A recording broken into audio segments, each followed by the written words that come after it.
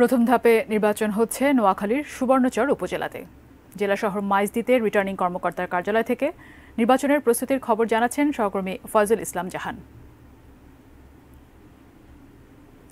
ফয়জুল, আপনি জানাবেন নির্বাচনের প্রস্তুতি, কাল সকালে যেহেতু নির্বাচন, প্রস্তুতি কেমন দেখছেন এবং ভোটারদের কি পরিস্থিতি, তারা কি ভাবছেন বা কি বলছেন? ফাইজা, আগামীকাল 8 মে প্রথম ধাপে যে ষষ্ঠ উপজেলা পরিষদ নির্বাচনের মধ্যে নোয়াখালীর একটি মাত্র উপজেলায় ভোট গ্রহণ অনুষ্ঠিত হবে, সেটা হচ্ছে সুবর্ণচর উপজেলা। তো এই একটি উপজেলায় ভোট হলেও পুরো জেলার আগ্রহের কেন্দ্রবিন্দুতে পরিণত হয়েছে নোয়াখালী সুবর্ণচর উপজেলায়।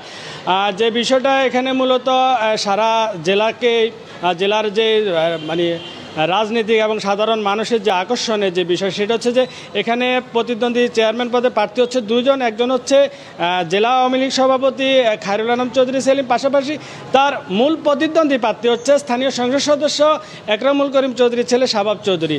তো এই দুই প্রার্থীকে নিয়ে মূলত ভোটের মাঠ উত্তপ্ত ছিল গত কয়েকদিন। তো এখন ভোটের যে প্রস্তুতি, সেটা একবারেই সকল ধরনের প্রস্তুতি সম্পূর্ণ।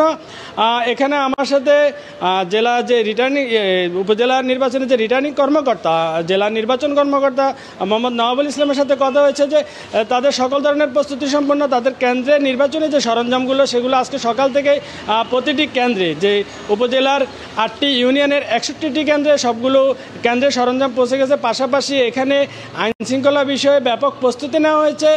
এবং আপনাকে আরেকটা বিষয় জানিয়ে রাখি যে জেলা প্রশাসন থেকে নির্বাচনকে এবং অবাধ সুষ্ঠু একটি নির্বাচন উপহার দেওয়ার জন্য এখানে 8টি ইউনিয়নে মোট 11 জন ম্যাজিস্ট্রেট নিয়োগ করা হয়েছে ভোটটাকে অবাধ এবং সুষ্ঠু করার জন্য। পাশাপাশি যেটা আপনাকে জানিয়ে রাখি যে এই দুই প্রতিদ্বন্দ্বী প্রার্থীর যে স্থানীয় ভোটারদের মধ্যে এক ধরনের উৎসব মুখর পরিবেশ বিরাজ করছে, যে আগামীকাল সকাল 8টা থেকে তারা তাদের পছন্দের প্রার্থীকে নির্বাচিত করবেন। তো জেলাবাসীও আশা করছে যে একটা সুষ্ঠু এবং অবাধ নিরপেক্ষ নির্বাচনের মাধ্যমে একটা ভালো ভোট হবে।